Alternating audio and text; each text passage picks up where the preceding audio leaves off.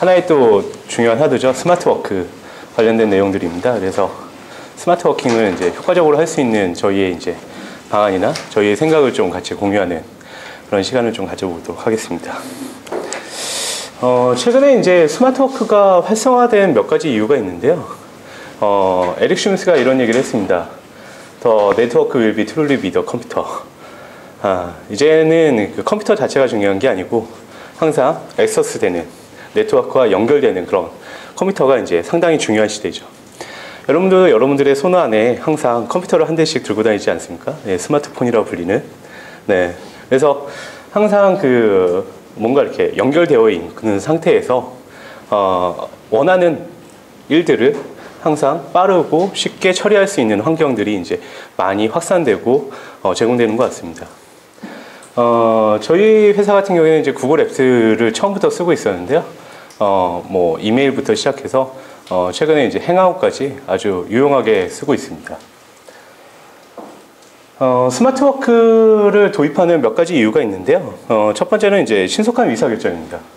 신속한 의사결정에 이제 몇 가지 조건이 필요한데 빠른 커뮤니케이션이 좀 필요합니다.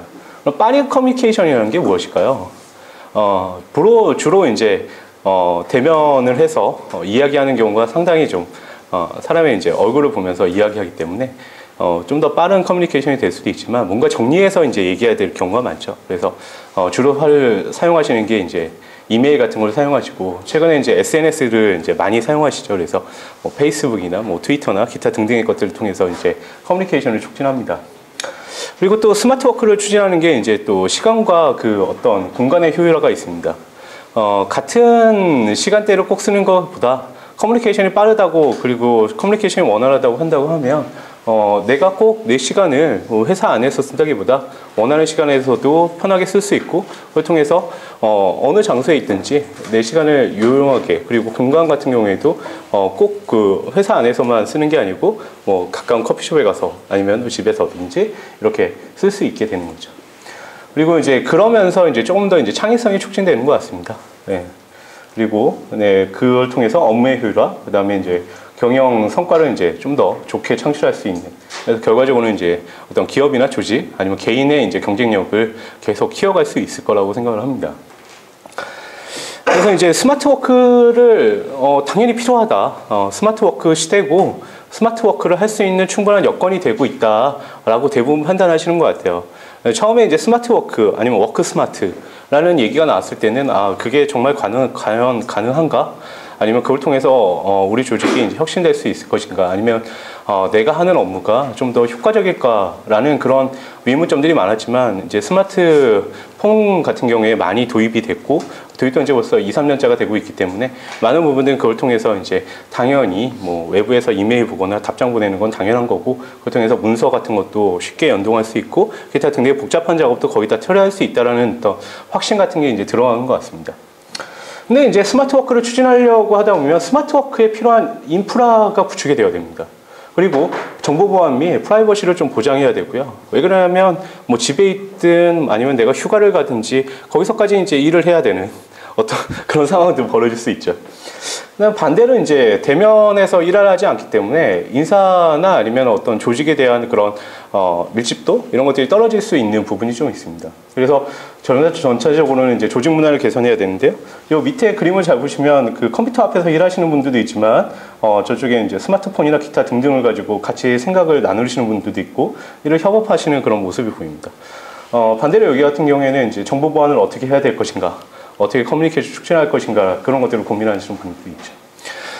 첫 번째로 제일 중요한 거는 스마트워크 인프라를 어떻게 효과적으로 구축할 수 있을 것인가. 그것들을 구축하는데 어떻게 하면 좀 더 싼 비용으로 구축할 수 있을 것인가 라는 부분입니다. 그래서 저희가 집중하고 있는 부분은 조직 문화 개선이나 아니면 공정인사평가는 이제 이 스마트워크 인프라를 쓰시는 쪽에서 해야 되는 어떤 기본적인 일들이고요. 인프라를 구축하거나 아니면 정보 보안이나 프라이버시를 어떻게 하면 보장할 수 있을 것인가 이 부분에 좀 더 많은 관심을 갖고 있습니다. 스마트워크에 필요한 인프라를 생각한다고 하면 텔레커뮤니케이션 도구가 있습니다. 그러니까 원격에서도 쉽게 커뮤니케이션을 할 수 있는 그런 툴들이 제공이 먼저 돼야 됩니다. 그걸 통해서 협업을 할 수 있는 도구가 필요합니다. 협업이라고 한다고 하면 단순하게 메일 보내서 뭐 이렇게 저런 게 아니고 같은 문서를 보면서 서로 이야기를 나누던가 아니면 그런 문서를 갖다가 빠르게 편집하고 또 다른 분들한테 의사결정을 내리게 한다던가. 그래서 결과적으로 모바일 오피스 어느 환경에 있든지 애니타임 애니웨어에서 다 접근할 수 있는 어떤 오피스 환경이나 업무용 웹이나 앱, 그 다음에 보안 및 인증, 네트워크 관리 같은 것들이 이제 필요하게 됩니다. 그래서 스마트워크 인프라에서는 가장 중요한 게 커뮤니케이션 관용한 어플리케이션을 SaaS 형태로 이용하면 더 낫지 않을까. 그러니까 내가 원하는 시점에서 내가 원하는 소프트웨어를 즉시 공급받아서 쓸 수 있는 그런 환경이 구축되어 있다고 하면 스마트워크를 좀 더 쉽게 빠르게 추진할 수가 있습니다. 그러다 보니까 당연히 모바일 오피스나 네트워크로 연결되는 오피스 같은 경우에는 클라우드 컴퓨팅 관련된 그런 기술들을 자연스럽게 활용하게 됩니다. 스마트워크를 위한 두 가지 대안이 있습니다. 최근에 나온 마이크로소프트의 그 MS 오피스 365라는 그런 서비스가 있습니다. 제가 볼 때는 약간 그 애매한 부분이 있습니다. 기존에 이제 MS 오피스 9하고도 약간 상충되는 부분이 있고요. 그 다음에 MS 오피스 365 자체가 아직까지 기능이 그렇게 풀필하다고 생각하지는 않습니다. 또 다른 대안은 이제 구글 앱스가 있습니다. 구글의 어플리케이션을 모아놓은 구글 앱스인 거죠. 그래서 구글 앱스 같은 경우에는 아직까지 좀 더 많은 확산이 이제 이루어지고는 있지는 않지만 되게 재밌는 사실은 올해 초까지만 해도 구글 앱스를 전 세계에서 사용하는 기업 수가 400만 정도 됐었습니다. 근데 11월 달이 채 안 돼서 500만 호 늘었습니다. 예, 1년이 채 안 되는 사이에 100만이 늘었습니다. 100만이. 예. 주로 사용하시는 지역을 본다고 하면 미주 지역부터 시작해서 여러 지역들이 많지만 이제는 글로벌리 확산이 되고 있고요. 가까운 일본 지역도 상당히 많은 분들이 구글 앱스를 이용해서 어플리케이션을 구축하고 스마트워크를 위한 환경을 구축하고 계십니다. 그래서 저희는 구글 앱스 쪽에 좀 더 많은 관심을 갖고 있습니다. 구글이라는 기업을 본다고 하면 구글은 사실 이제 검색 엔진에서 출발한 아주 기업이죠. 근데 구글은 재밌게도 그 웹과 모바일을 모두 다 지원하고 있습니다. 검색 엔진이 들어갈 수 있는 모바일. 여러분들이 이제 안드로이드 폰을 처음에 쓰셨을 때는 구글에 접속했을 때 광고가 없었습니다. 맨 위에 노란색 광고가 없었습니다. 최근에 맨 위에 특정 키워드에 따라서 노란색 광고가 보입니다. 크롬이라는 이 웹브라우저 상당히 빠른 브라우저죠. 전 세계에서 제1등의 웹브라우저입니다. 사실 이제 크롬 브라우저에 대한 다른 말씀을 드리면 제가 옛날에 리눅스 시스템을 데스크탑 OS로 쓰는 걸 상당히 좋아했었습니다. 약간 이제 저도 원래 프로그래머여가지고 근데 그때 이제 리눅스를 쓸 때 이제 보통 X 윈도우 시스템이라고 하는 게 두 가지가 있는데 근홍하고 KDE가 있습니다. 저는 이제 KDE를 쓰는 걸 좀 더 이제 좋아했습니다. KDE가 이제 좀 더 정교하게 이제 꾸며진 것 같아서. 근데 KDE에 보면 콩커러라는 그런 브라우저가 있습니다. 이제 그 브라우저의 특징이 뭐냐면 웹 브라우저도 됐다가 파일 탐색기도 됐다가 이미지 뷰어도 됐다가 동영상 플레이어도 됩니다. 최초의 그런 개념을 본 게 제가 최초였어요. 콩커러라는 브라우저에. 근데 콩커러라는 브라우저에 보면은 핵심 엔진이 있습니다. 그 엔진을 애플이 호스팅을 하기 시작했습니다. 그리고 이름을 바꿨죠. 웹킷으로. 여러분들이 알고 있는 웹킷의 기원입니다. 그래서 그래서 사파리라는 브라우저를 만들고 그 다음에 아이폰과 아이패드에 웹킷 브라우저인 기반인 사파리를 이제 탑재하기 시작합니다. 그걸 옆에서 보고 있던 구글이 이거 웹킷 괜찮네. 이거 그냥 내가 올라타야 되겠다 해서 만든 게 크롬입니다. 근데 재밌는 거는 구글이 애플 뒤통수를 한 방 쳤습니다. 사파리에는 마켓플레이스가 아직 없죠. 근데 크롬 웹 브라우저에다가 마켓플레이스를 딱 만들어 놨습니다. 크롬 웹 스토어. 그리고 여기가 더 1등 브라우저로 밀게 된 거죠. 여러분들은 크롬 웹 브라우저를 띄우는 순간 빈 페이지를 띄웠을 때 크롬 웹 스토어가 보입니다.